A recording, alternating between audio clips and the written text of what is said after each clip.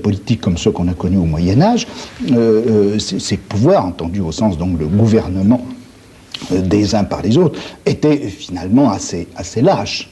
Le problème, c'était de faire le prélèvement fiscal qui était nécessaire,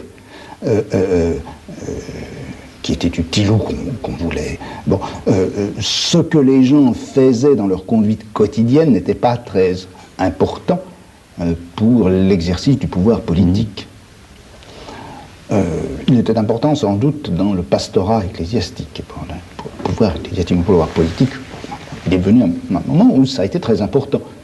Et où, par exemple, maintenant, pour prendre une chose, un exemple très simple, le type de consommation des gens devient quelque chose qui est important économiquement, qui est important aussi politiquement.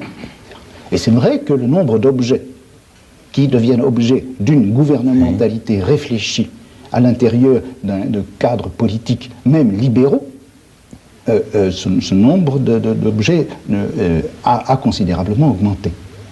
Mais je ne pense pas non plus qu'il faille considérer que cette gouvernementalité prenne forcément la forme de l'enfermement, de la surveillance et du contrôle.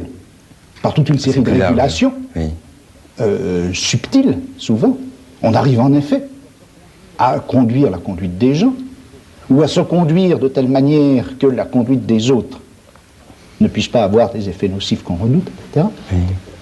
C'est ce champ de la gouvernementalité que j'ai voulu étudier.